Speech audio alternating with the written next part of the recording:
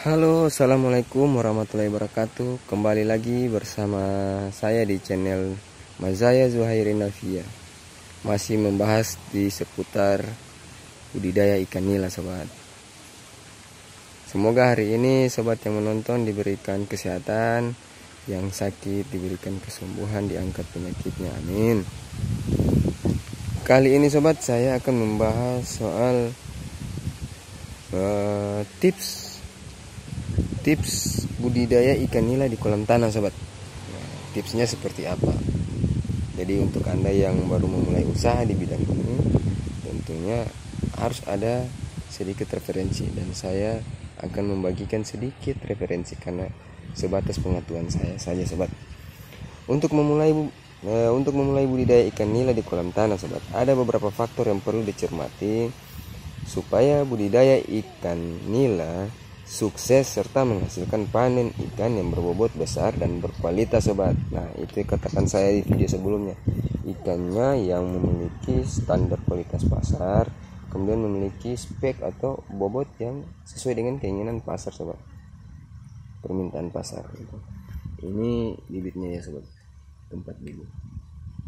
Nah, seperti apa sih, sobat, tipsnya untuk memulai budidaya ikan di kolam tanah, sobat. Jadi ada beberapa, sobat. Yang pertama itu perencanaan kolam, sobat. Sebaiknya sobat membangun kolam di atas tanah yang tidak mudah terporos dan mampu menampung air dalam volume besar, sobat. Kayak ini volume air yang tingginya, sobat. Kriteria tanah yang cocok dijadikan kolam tanah adalah tanah yang subur, sobat, bebas dari minyak dan jauh dari pabrik, sehingga tidak mudah tercemar oleh limbah pabrik. Selain itu, lokasi kolam tanah disarankan dekat dengan mata air untuk menjaga dan mengontrol sirkulasi air, sobat.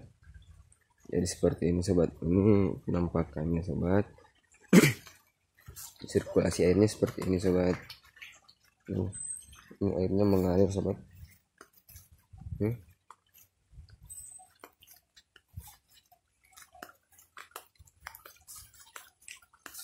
Ini sumber airnya, sobat. Airnya dari atas. Di atas ini juga punya empang. Airnya mengalir, sobat. Ikannya pada kumpul, sobat, bergerombolan. Itu ikan masnya, sobat. Ikan mas merah, ikan mas putih.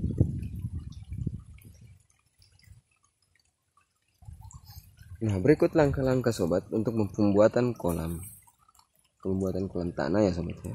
Yang pertama itu ya tentunya menggali tanah sesuai dengan bentuk dan ukuran yang sobat inginkan, yang telah sobat tetapkan. Yang kedua, tentunya mengeringkan dasar kolam dengan menjemurnya selama 3 hingga 7 hari, sobat. Kolam yang sudah siap saat dasar tanah sudah retak dan saat diinjak akan meninggalkan jejak sedalam 1 hingga 2 cm, sobat. Jadi ketika ini sudah selesai digali, jadi kan dikeringkan, sobat. Nanti tanahnya itu setelah dikeringkan akan pecah-pecah, beceknya itu pecah-pecah. Kemudian berikutnya memperbaiki kolam dan mengolah dasar kolam tanah agar terbebas dari kotoran dan bebatuan. Membuat saluran air kolam. Salurannya seperti apa, sobat? Salurannya seperti ini. Maka saya katakan bahwa saluran itu ini lagi air surut ya, sobat ya. Dan kalau air kencang, airnya lagi bagus, tapi surutnya cuma sebatas ini saja, sobat, tidak bakalan turun lagi segini.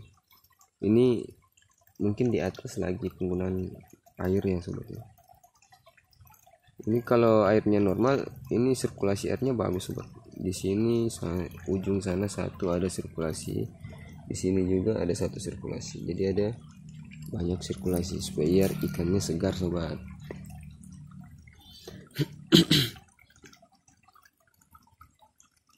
Iya, sobat. Sebelum lanjut kita ke pembahasan, tentu jangan lupa subscribe dulu, sobat. Like, bunyikan lonceng notifikasinya agar tidak ketinggalan dengan video-video terupdate dari saya. Dan jangan lupa share, bagikan video ini jika merasa bermanfaat. Kemudian berikan komentar sobat agar kita bisa berbagi pengalaman, berbagi pengetahuan terkait dengan budidaya ikan nila. Oke sobat, setelah sobat kolam telah dikeringkan, sobat perlu melakukan pengapuran guna menjaga tingkat pH air normal yang berada di angka 7 hingga 8. Untuk menentukan dosis kapur, cek dulu pH air sobat. Jadi jangan asal tabur kapur. Dosis yang digunakan untuk pH sebesar 500 kg per hektar sobat. Itu untuk pH 6. pH 5 sampai 6 membutuhkan dosis 500 hingga 1500 kg per hektar sobat. pH 4-5 membutuhkan dosis sebesar 1 hingga 3 ton per hektar. Masukkan kapur hingga kedalaman 10 cm dari permukaan tanah dan diamkan selama 2 hingga 3 hari sobat. Jangan dulu dimasukkan air. Jadi setelah dari pengapuran, diamkan selama 2-3 hari sobat. Melakukan pemupukan sobat menggunakan pupuk organik seperti pupuk kompos atau kandang agar tanah dalam kolam itu subur sobat. Jadi semua ini punya manfaat sobat. Dari pengapuran, pemupukan, semuanya ada manfaatnya di kemudian hari sobat. Setelah semua sudah terlaksana sobat bisa mengairi kolam secara bertahap. Masukkan air ke kolam sobat dimulai dari kedalaman 10 hingga 20 cm. Dan diamkan selama 3-5 hari. Gunanya apa sobat? Untuk membiarkan ganggang dan organisme air itu tumbuh dulu sobat. Setelah air kolam terpapar sinar matahari, isi lagi kolam dengan air setinggi 60 hingga 70 cm sobat. Nah, kalau di sini sobat, di kolam saya ini kedalamannya itu 90 sobat. 90 cm. Bisa dilihat ini kalau ini 90 cm. Kalau di kolam belakang itu sobat kedalamannya itu hingga mencapai 1 meter. Itu sobat. Ini kolam. Kalau di sini khusus untuk pembibitannya sobat. Ini pembesaran bibitnya. Ini untuk bibitnya juga. Habis dari yang tempat bibit kita pindahkan di tempat yang satu itu sobat. Dan sana. Jadi semua bisa diatur biar bagus ya sobat. Alhamdulillah kalau untuk bibit saya lakukan pembibitan sendiri sobat. Meskipun belum bisa melakukan penjualan bibit, tapi saya bisa menghasilkan bibit untuk pakai sendiri sobat. Nah sobat, yang terpenting berikutnya dalam budidaya ikan nila sobat adalah pemilihan bibit ikan nila sobat. Ini hal yang paling riskan sekali. Banyak pembudidaya tetapi ketika memulai bisnis budidayanya tidak teliti dalam pemilihan bibit ikan nila sobat. Sehingga ada beberapa pembudidaya yang kemudian hancur, patah. Kemudian berkata bahwa budidaya itu tidak seperti video-video yang dikatakan itu begitu mudah, begitu menguntungkan. Padahal kesalahan terbesarnya itu ada pada bibit ikannya sobat. Nah, jadi saya berikan tips nih sobat. Bagaimana sih kriteria bibit ikan nila yang berkualitas unggul menurut saya? Yang saya sering pakai, menurut saya nih penilaian saya sobat. Kalau salah ya mohon dimaafkan. Mungkin ada beberapa referensi yang lain mengatakan bahwa ada lagi yang lebih unggul. Saya tidak, katanya. Nah, tidak masalah. Kita punya cara sendiri-sendiri sobat. Bagaimana kemudian bisa mendapatkan keuntungan yang menimpa sobat. Jadi bukan buntung tapi malah dapat untung sobat ya. Menurut saya sobat, yang pertama itu kondisi fisik bibit sehat sobat, itu terpenting. Yang kedua, bibit ikan nila tidak memiliki kecacatan. Cacat ya sobat, saya tidak perlu menjelaskan seperti apa ini ikan yang cacat. Sobat pasti tahu seperti apa ikan cacat sobat. Itu bibitnya saya sobat, ini bibitan sendiri. bibitnya ini sobat harus aktif bergerak. Jangan pembeliannya itu bibit ikannya tidak aktif sobat, itu kendala, masalah itu. Paling tidak dia agresif sobat. Kemudian ukuran tubuh bibit nila memiliki panjang yang seragam sobat. Itu terpenting, harus seragam sobat. Kenapa harus seragam? Agar nanti pada saat panen, tahap pembesarannya ikan semua relatif sama ukurannya sobat. Warna bibit nila juga memiliki warna yang senada sobat. Kalau mau beli nila warna merah, ya budidayanya nila merah. Kalau nila hitam, ya budidayanya nila hitam. Kalau saya sobat di sini budidayanya yang minatnya yang tinggi itu ya memang nila hitam sobat. Nila hitam di tempat saya. Kemudian sobat, bibit ikan nila berkisar antara 10 hingga 20 gram. Jadi bukan berkata itu bibit lantas tidak ditahu ukuran dari bibitnya sobat, asal beli saja. Kemudian yang terpenting juga sobat, bibit ikan ya tentunya dia harus respon terhadap pakan sobat. Jangan nanti beli ikan dikasih pakan, pakannya tidak respon sobat, hanya banyak dilihat pakannya tidak mau dimakan. Ini kan masalah juga sobat. Nah setelah itu terjadi sobat, yang perlu dilakukan adalah penebaran bibit nila.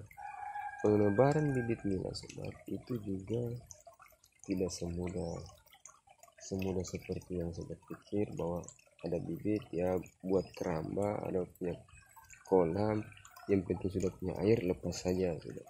Tidak seperti itu sobat.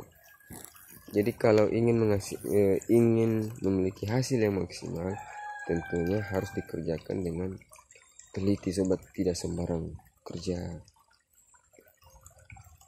Bagaimana penebaran bibit nila sobat? Kalau saya ditanya bagaimana Pak bro, bagaimana bro penebaran bibit nila yang baik, tentunya ini versi saya ya sobat, yang sudah saya lakukan sebelumnya, yang telah saya terapkan di kolam saya sendiri. Saat menebar bibit sobat, budidaya itu perlu memperhatikan pada tebar kolam sobat. Itu yang terpenting. Jadi jangan sembarang buang bibit, jangan sembarang taruh bibit. Besar kolamnya berapa, bibit yang ditaruhnya berapa. Itu masalah sobat. Idealnya pada tebar kolam berkisar antara 15 hingga 30 ekor per meter perseginya sobat. Dengan ketentuan bobot ikan nila antara 10 hingga 20 gram per ekor. Jangan langsung menebar bibit ke dalam kolam tanah sobat. Biarkan dulu ikan beradaptasi terlebih dahulu dengan suhu kolam. Caranya bagaimana sobat? Dengan proses aklimatisasi. Apa sih? Terlalu banyak nih istilah-istilah dari budidaya. Ya kalau budidaya ikan saja tidak perlu lagi pakai bahasa-bahasa.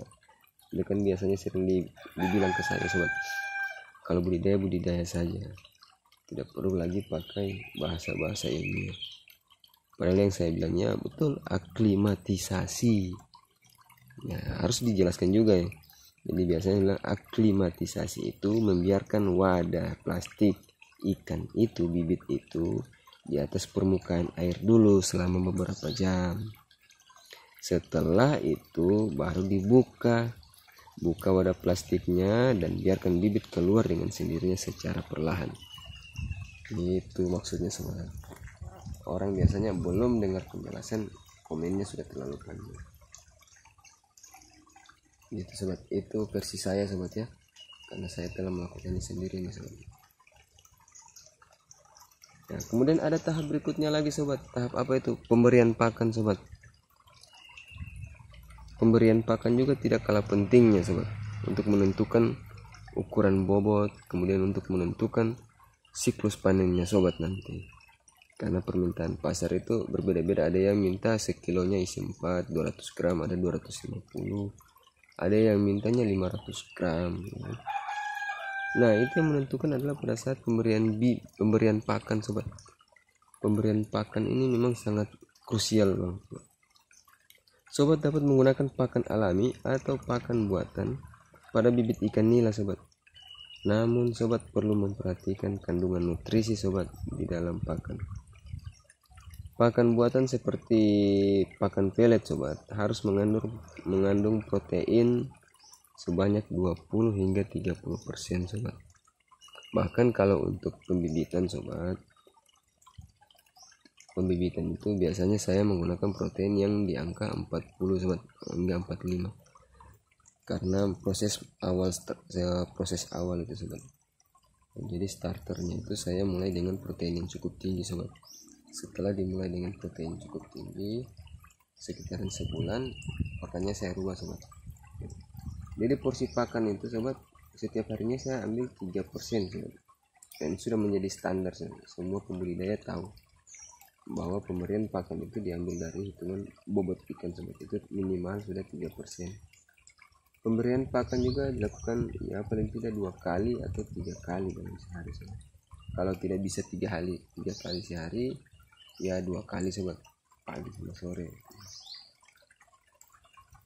Yang berikutnya sobat, setelah itu sobat perlu melakukan pemantauan kualitas air sobat. Pemantauannya seperti apa sobat kualitas air? Jadi ada 2 parameter yang wajib dicek sobat. Jadi 2 parameter ini, yang pertama itu kadar pH air dan kandungan oksigennya sobat. Nah ini kan kalau air jatuh begini sobat, air seperti ini kan air terlarut oksigennya sobat. Jadi tidak menggunakan air atur lagi, jadi gelombang udaranya itu tercipta dari saluran ini sobat. Nah jadi sobat, saat air kolam budidaya kekurangan oksigen ini sobat, tingkatkan aliran debit air pada sistem sirkulasi air agar air yang kekurangan oksigen bisa digantikan dengan air baru yang kaya oksigen. Sedangkan bila air mengandung NH3 sobat dan diikuti aroma tidak sedap atau terlihat keruh, maka kualitas air mulai menurun. Itu sobat. Solusinya bagaimana sobat? Jadi ganti air dengan yang baru sobat, dengan cara membuang 2/3 air di kolam, lalu ganti airnya. Pastikan untuk tidak membuang semua air, sisakan 1/3 air kolam ini. Kalau dibuang semua mati nanti ikannya sobat. Tapi kalau pengalaman saya di tempat saya ini sobat, saya tidak pernah buang air. Karena kalau untuk siklus panen saya metodenya kan keramba apung. Jadi tinggal angkat, dapat, kemudian airnya juga jalannya bagus, siklus airnya juga bagus sobat. Nah selanjutnya tahap berikutnya adalah proses panen sobat. Ini yang paling ditunggu-tunggu dalam membudidaya sobat. Siklus panen budidaya ikan nila itu di kolam tanah ya kisaran kalau saya pengalaman 4-6 bulan sobat. Kalau bagus kita berikan pakannya, bisa kejar target, bibitnya juga itu bagus, ya kita bisa capai di kisaran 4 bulan sobat bisa panen. 6 bulan kalau ingin kejar bobot sesuai permintaan pasar sobat. Ikan nila sudah bisa dipanen ketika memasuki bobot 300 gram sobat. Tergantung pasar, ada yang mintanya bobot 250, jadi sekilonya isi 4 ekor. Ada yang minta sekilo isi 3, tergantung bobot sobat. Rumah makan juga mintanya biasanya sudah menjadi standar 1 kilonya itu isi 4. Ada juga 1 kilo isi 3. Jadi kalau kerjasama dengan rumah makan biasanya kita dapat harga yang lumayan sobat. Harganya itu kalau saya pengalaman kemarin 40.000 per kilo sobat. Kalau sekarang harganya naik jadi 45 per kilo di tempat saya. Kalau eceran di pasar biasanya itu hingga 50.000 per kilo sobat. Apalagi di bulan Ramadan seperti ini, tingkat konsumsi ikan, peminat ikan orang itu banyak sobat. Kemarin ada yang ingin kerjasama, mintanya 1 ton dalam sebulan. Saya belum bisa mengsanggupi karena untuk permintaan lokal saja sobat, saya masih keteteran. Karena di tempat saya sobat, yang ada itu bukan pembudidaya ikan sobat. Yang ada adalah pemelihara ikan, bukan pembudidaya. Apa bedanya pemelihara ikan dengan pembudidaya ikan sobat? Kalau pembudidaya ikan sobat, Tentunya dari tahap awal, pembukaan lahan, penentuan kolam, kemudian pemilihan bibit, penebaran bibit, semua punya tahap dan prosesnya sobat. Pemberian pakannya itu ada hitungannya sobat, hitung biomasa. Kalau cuma sekedar pelihara ikan, ya punya kolam, isi air, lepas ikan. Untuk manajemen selanjutnya itu tidak diperhitungkan lagi. Tinggal hitung 4-6 bulan, angkat ikan, keringkan kolam, angkat, panen. Setelah dibandingkan baru katanya, pelihara ikan itu susah, budidaya ikan nila itu susah. Tidak seperti yang dia bilang, ikannya gemuk, ikannya manis, ikannya ini setelah dipanen katanya rasanya pecek. Padahal metode dari pemeliharaan tanpa didasari dengan pengetahuan, tanpa didasari oleh materi, ya begitu sobat. Jadi ketika ingin diberitahu, yang ngeyel, katanya terlalu ribet, anulah, itulah, inilah, ginilah, gitulah. Ya, begitulah sobat. Ya sobat, jadi akhir video ini saya ucapkan akhir kata terima kasih yang sudah menonton. Jangan lupa sobat, kita saling berbagi. Tulis komentarnya sobat, jika ada yang ingin dibicarakan, ingin ditanyakan, tulis di kolom komentar sobat. Dan jangan lupa share ke teman-teman yang memiliki minat yang sama dengan saya sobat dalam budidaya ikan. Share, kemudian like videonya, bunyikan lonceng notifikasinya sobat, biar Anda tidak ketinggalan dengan video-video terupdate dari saya. Dan tak lupa juga sobat, subscribe. Yang sudah subscribe, saya ucapkan banyak terima kasih, semoga dilimpahkan rezekinya. Yang belum subscribe, saya doakan semoga di lain waktu bisa subscribe. Yang sudah like,